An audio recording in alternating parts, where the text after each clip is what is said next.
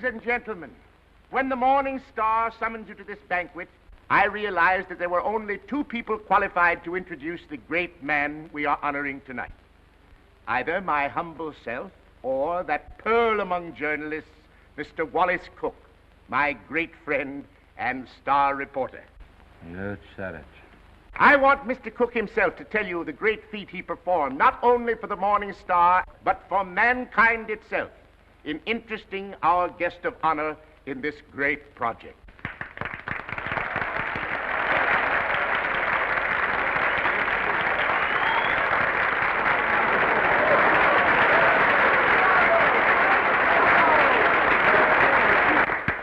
"27 halls of learning and culture, 27 arenas of art, to be known as the Morning Star Temple.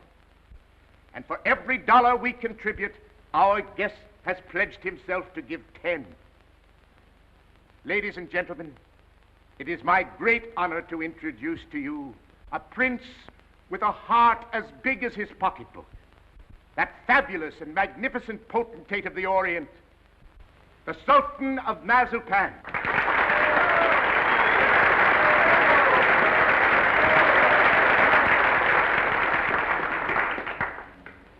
Peace be unto you, my friends. Peace and the blessings of culture.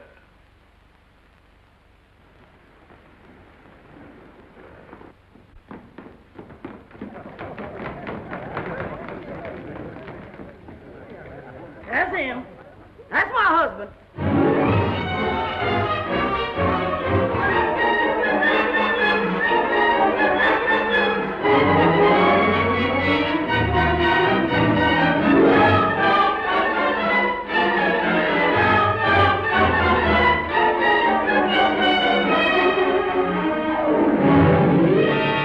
Well, my fine Oriental potentate, I'm not going to have you arrested.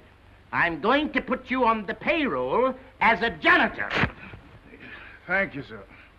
And I always want you present in the local room where my reporters and Mr. Wallace Cook can drink you in constantly as a warning against fakes. Yes, sir. May I ask, ain't Mr. Cook a reporter anymore? I wouldn't like for him to lose his job. He was very nice to me. Mr. Cook is not going to be discharged, Your Majesty.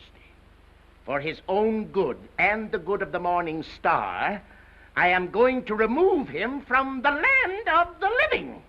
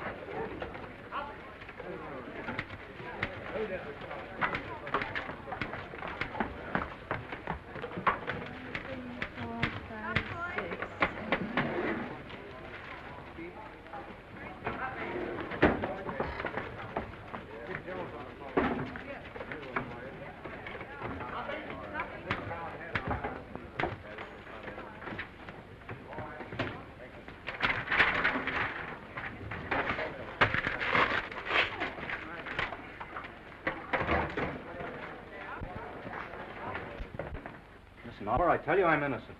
I was just as fooled by old Black Joe as you were. I believed everything he said just as you did.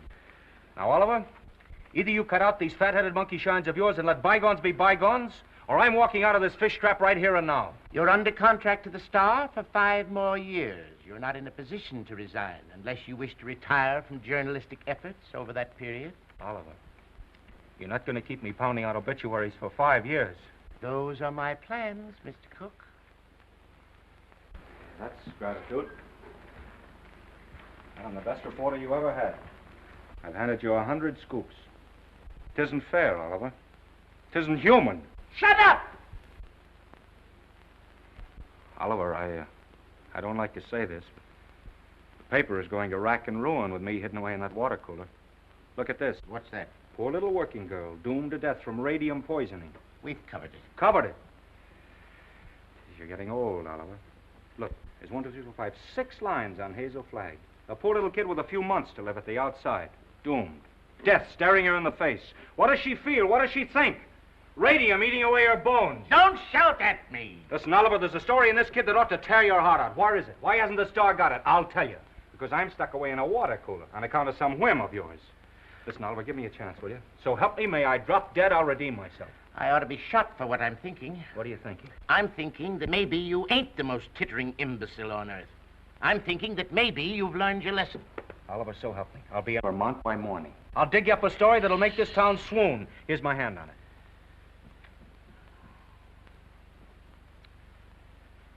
I've been through an inferno. I haven't been able to enter a cafe for the past 3 weeks without the band playing Dixie. Well, that was a coincidence. I've given you my hand. Go on. Redeem yourself. Thanks. You won't regret it. If I don't come back with the biggest story you ever handled, you can put me back in short pants and make me marble editor.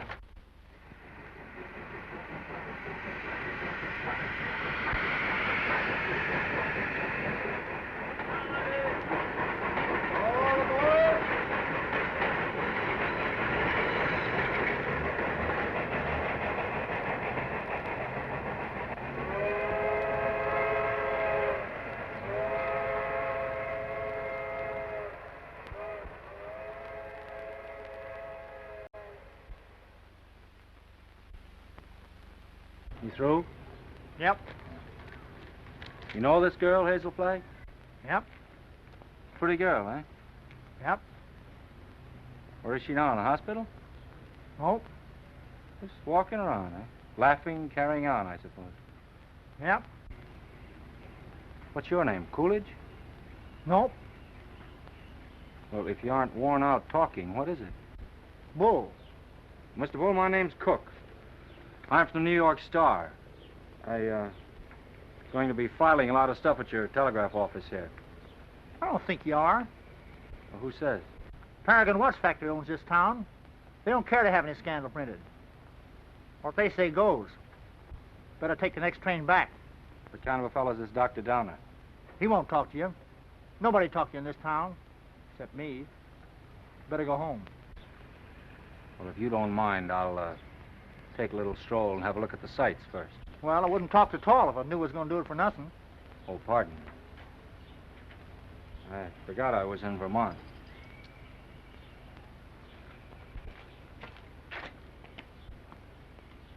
Oh, well.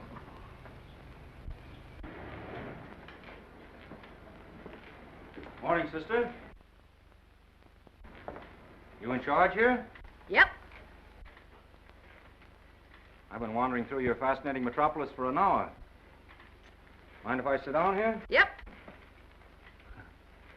I guess you misunderstood me. No.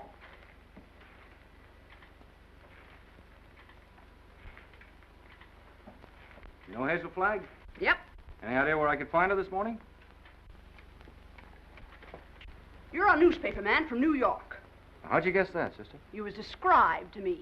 Will Bull can shoot his mouth off to you all he wants, but not me, nor anybody else in this town. This drugstore's run by the Paragon Watch Company, and they don't want any scandal-mongering New Yorkers snooping around. Okay, sister. How much do I owe you? Well, you've taken up my time. Thank you very much. I'm sorry that I've taken up so much of your time. Sorry.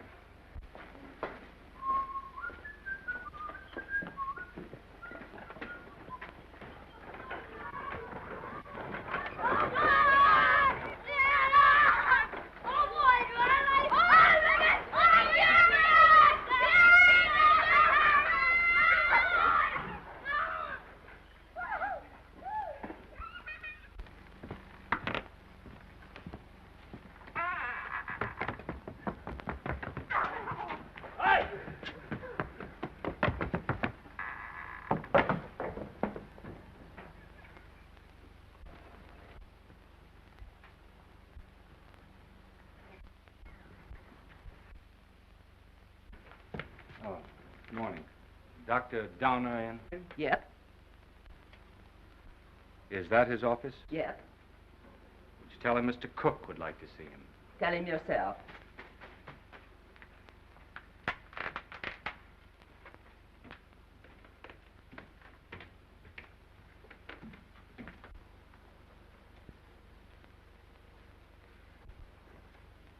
Dr. Downer?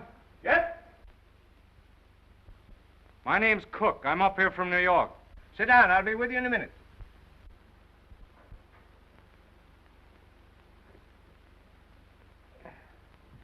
Nice day. Yep. Yep. What do you got, young man? Hive? No hives. A lot of hives going around. Miss George Asher was took yesterday. You know her? Nope. Where did you say you were from? New York. I was wondering if you could tell me where I could find Hazel Flagg. From New York, eh? Yep. You know what I think, young fella? I think you're a newspaper man. I can smell him. I've always been able to smell him. Excuse me while I open the window. I'll tell you briefly what I think of newspaper men. The hand of God reaching down into the mire couldn't elevate one of them to the depths of degradation. Not by a million miles. I think you're being a little severe toward my profession. Not much, but just a little. Nothing of the sort. I am a fair-minded man, young fella. But when you've been robbed, swindled, cheated for 22 years out of a fortune, it's pardonable to formulate an opinion. From New York, eh? Yep. You don't happen to know of a newspaper called the Morning Star? You have the honor, Dr. Downer, of addressing that newspaper's most gifted representative. Moses in the mountains. You're from the Morning Star? Stay right where you are. Don't move.